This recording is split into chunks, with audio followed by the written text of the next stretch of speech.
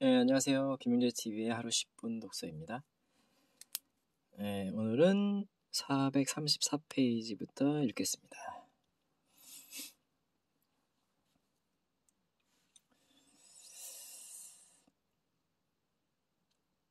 여기에 예로 들은 사람들은 이제 더 이상 희망이 없는 것처럼 보인다. 그러나 반드시 그런 것만은 아니다. 그들의 뒷이야기가 여기에 있다. 6살 먹은 폴란드 소녀 알리샤는 상상할 수조차 없는 어려움과 고난을 이겨내고 마침내 시베리아를 벗어나 페르시아를 거쳐 아프리카로 갔다. 그리고 전국에서는 가족과 상봉하여 1951년 미국으로 왔다. 그녀는 전문 엔지니어로 IBM에서 오랫동안 일한 행크 길레비츠와 결혼했다. 그러나 이들의 이야기는 여기서 끝나지 않았다. 이들 부부가 1970년대 초 아메이 비즈니스를 시작하여 전 세계적인 다이아몬드의 자리에 올랐다. 키가 작아 고민하던 그 선수는 바로 타이슨 먹시 보구스이다. 우리는 프리 엔터프라이즈 축하 행사에서 그의 이야기를 들었을 뿐만 아니라 전통적으로 장신 선수들이 활개를 치는 스포츠인 농구 경기에서 키 큰 선수들을 따돌리며 멋진 경기를 펼치는 그의 NBA 경기 모습을 넋을 잃고 바라보았다. 그는 단지 키가 작다는 이유만으로 농구를 포기하는 일은 하지 않았다. 그가 메릴랜드주 볼티모어의 던바 고등학교에 다니던 시절 고등학교 농구계의 스타였을 때도 사람들은 대학팀에서는 그런 활약을 하지 못할 것이라고 생각했다.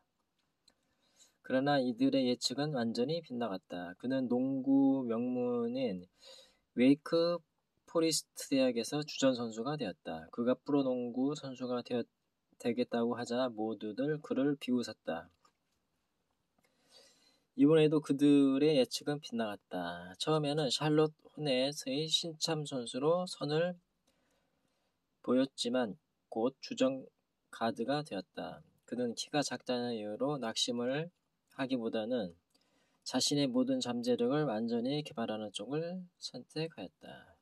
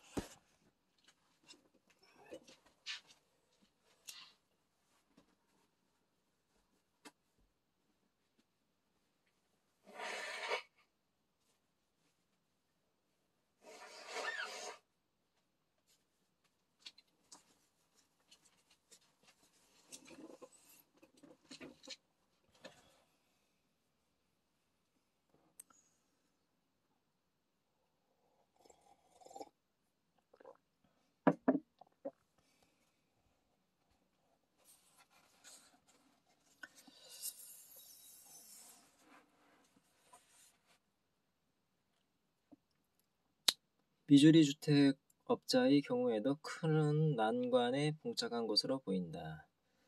그러나 케니 스튜어트라는 이름의 주택업자는 꼭 그렇지만은 않았다. 1970년대 말 그의 주택 건설 사업이 파산하자 케니와 부인인 다나는 아메이 비즈니스를 시작하기로 결정을 내렸다.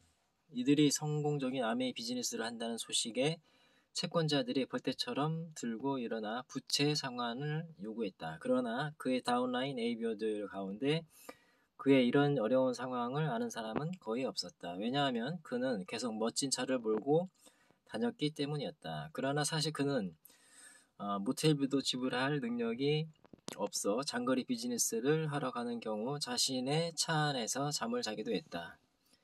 아메 비즈니스를 시작한 지 28개월 만에 스튜어트 부부는 다이아몬드가 되었고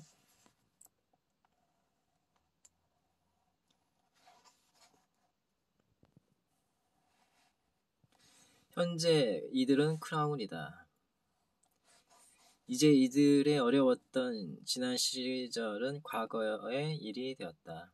안락한 생활을 누렸던 또 다른 젊은 쿠바 부부는 1963년 카스트로를 비난했다는 이유로 직장을 잃었다. 2년 후 이들은 그 유명한 자유의 선단 일원으로 미국으로 건너왔다. 주벤티노와 카르멘 헤차바리아 부부는 자유를 찾아 처음에는 메릴랜드로 갔다가 다시 플로리다로 갔다.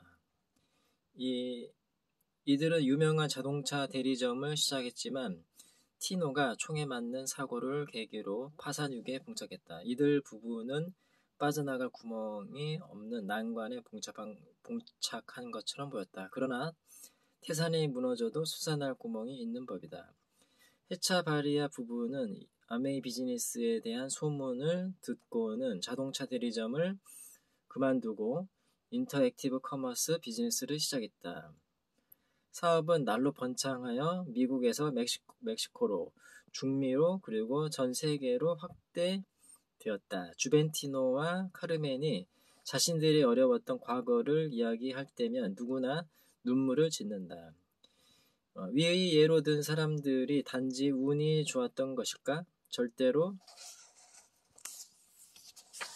그렇지 않다.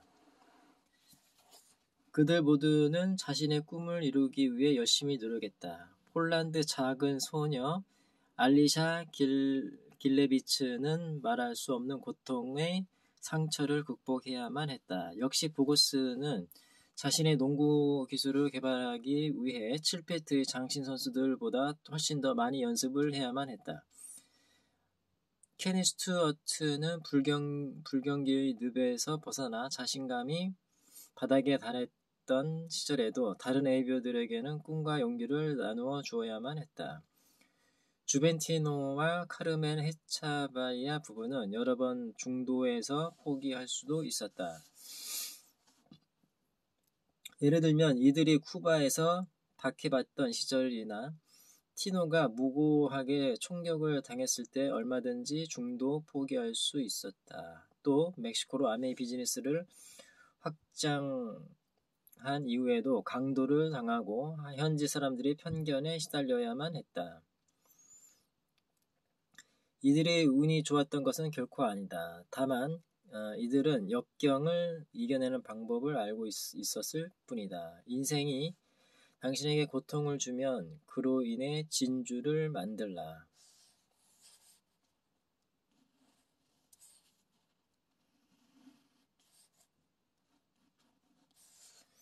아무리 힘든 난관에 봉착할지라도 얼마든지 그 어려움을 좋은 기회로 바꿀 수 있는 것이다. 알리샤 빌레비츠는 영원히 과거의 고통에서 벗어나지 못할 수도 있었다. 그러나 알리샤는 포기하지 않았다.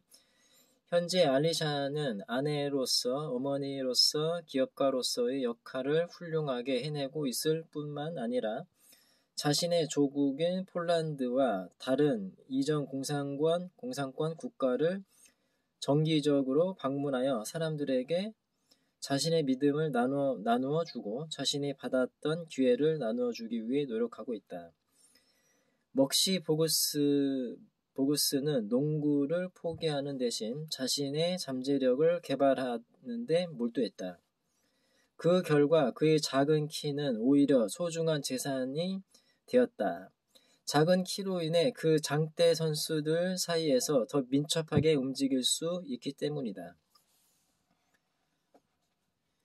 케니 스튜어트는 파산을 선포하고 법정으로 문제를 끌고 갈 수도 있었다. 그러나 오히려 이를 계기로 다시 일어났으며 결국에는 승자가 되었다. 그는 불경기에 굴복하지 않고 이겨냈다.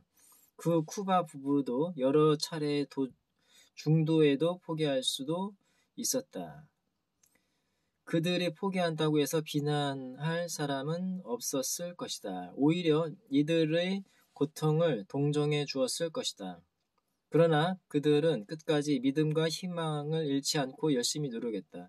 그리고 그들의 불행했던 과거를 경험 삼아 정치적인 자유와 재정적인 자유에 대한 메시지를 전하는 데 노력하고 있다. 당신은 지금 어떤 핑계를 대고 있는가? 당신의 성공을 방해하는 것이 있는가?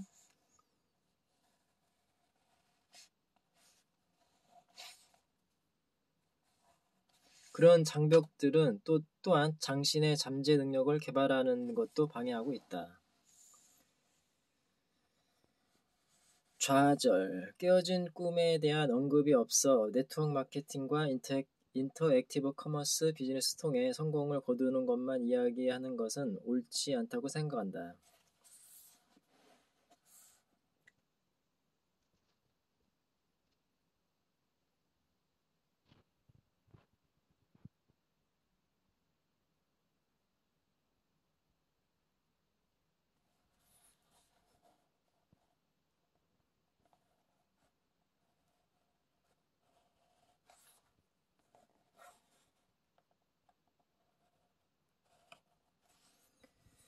인생에서 언제나 성공을 거두는 것은 아니다. 성공을 향한 길은 항상 장애물과 비극과 피할 수 없는 문제들로 가득 차 있다.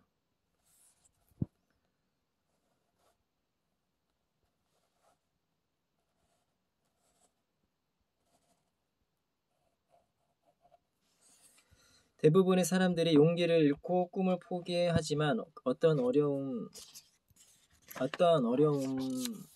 닥쳐도 포기하지 않는 사람은 몇 가지 일반적인 원칙을 배우게 된다.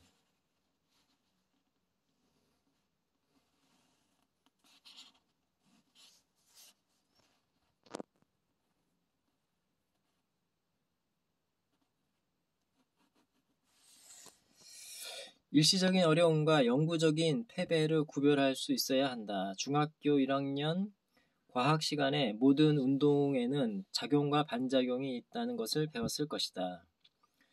인생에서도 마찬가지다. 인생이 어떤 일을 하면 거기에는 반드시 역경이 따르게 마련이다. 그러나 장벽에 부딪힐 때마다 돌아설 수는 없는 노릇이다. 징검다리와 장애물을 구분하기란 쉬운 일이 아니다. 특히 10피트 높이의 장벽에 직면했을 때는 더욱 그렇다. 이런 경우 다음과 같은 케니 로저스의 노랫말을 기억하라. 언제 붙잡아야 하는지, 언제 못 본 척 해야 하는지, 언제 돌아서야 하는지, 언제 달려가야 하는지를 알아야 합니다.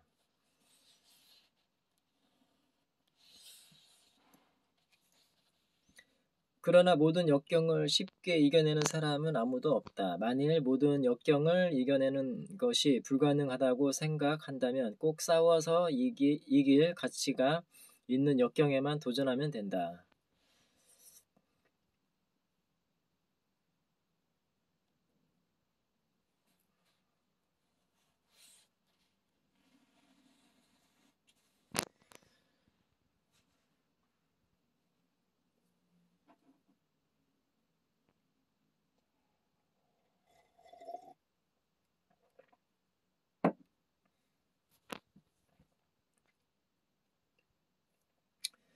장애물은 당신을 단련시키기 위해 있는 것이다. 난관과 봉착했을 때 좌절한다면 당신은 그 난관을 잘 이용하지 못하는 것이다. 모든 사람은 인생에서 한 번쯤은 일생 최대의 난관에 봉착하게 된다.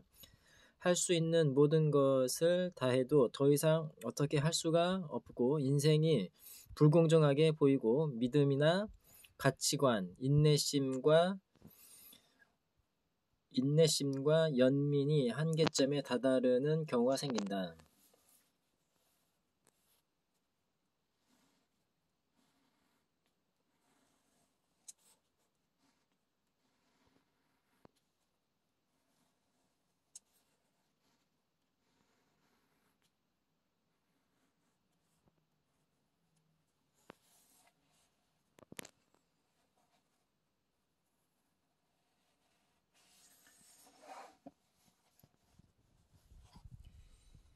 이런 어려운 상황을 통해 자신을 더욱 발전시키는 계기로 삼는 사람들이 있는가 하면 어려움을 이겨내지 못하고 주저앉는 사람들도 있다. 장애물은 당신의 성장 능력을 가늠해 볼 수 있는 기회를 준다. 장애물에 부딪혔을 때 당신은 자신이 그동안 얼만큼 왔는지를 돌아볼 수 있게 된다. 아마추어 선수 시절을 거치지 않고 프로 테니스 선수가 되는 사람은 없다. 마찬가지로 모든 문제들은 당신의 내면의 힘을 측정해 볼 수 있는 기회가 될 수 있다. 아무리 어려워 보이는 난관도 결국에는 당신을 단련시키는 기회가 될 것이다. 헤라클리투스는 다음과 같이 말했다.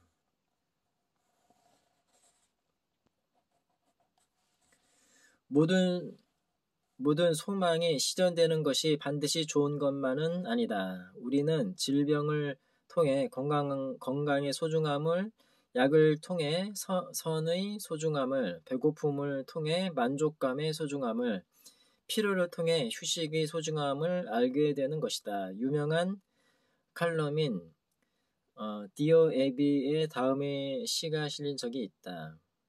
좌절로부터 월터 스코트 경이 생겨났고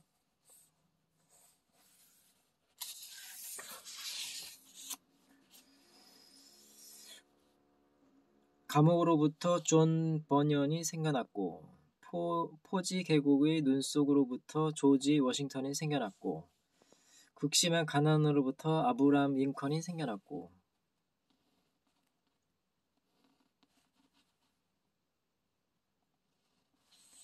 지독한 종교적인 편견으로부터 디즈레일리가 생겨났고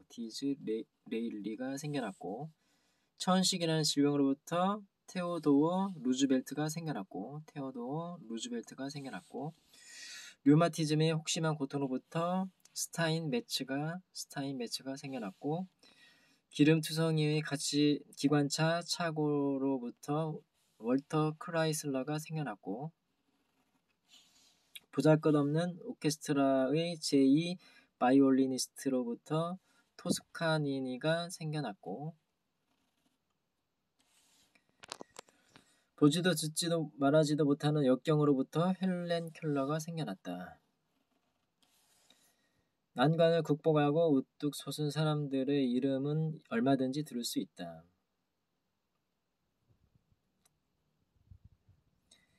예, 오늘은 여기까지 읽겠습니다. 감사합니다.